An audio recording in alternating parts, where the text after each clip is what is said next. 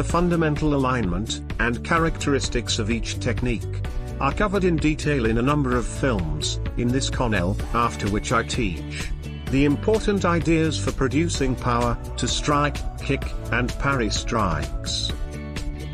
It is important to realize that these ideas are applied to all attacking methods, including kicking and parrying assaults. The use of these ideas throughout practice will increase each technique's effectiveness and toughness.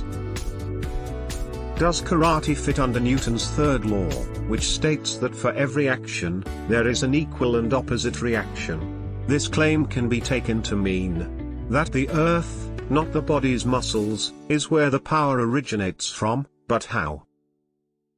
If the force created to hit must first push to the center of the action, with the foot past the togoke or hip, Newton's third law may be comprehended more clearly. The movement's core pushes backwards with the same power more vigorously. The more the karate practitioner can push against the movement's source.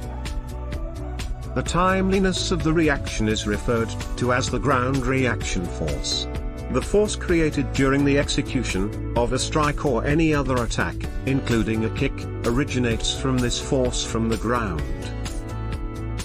The force must then be transmitted from the hips to the attacking limb via the legs.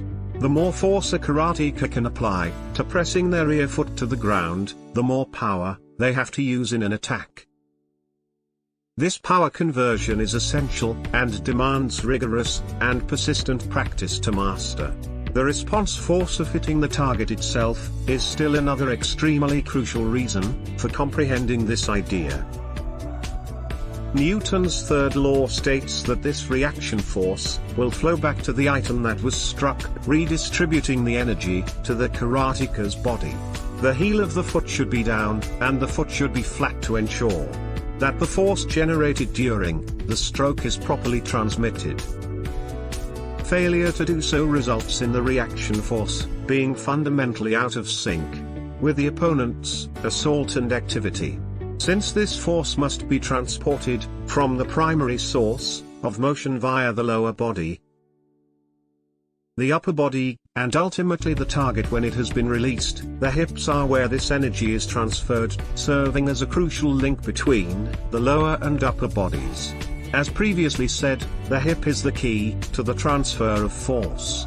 In order to transfer this force, the hip must be rotated in order to produce the effect of thrust in the form of a spring, in the sense of expulsive on the forebeat of all techniques used, through a rise in the distance, till a movement's eventual conclusion.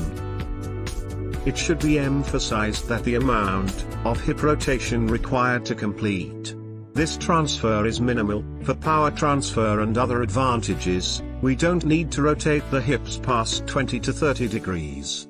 As a result, hip rotation becomes a quick snapping motion rather than a gradual pushing one.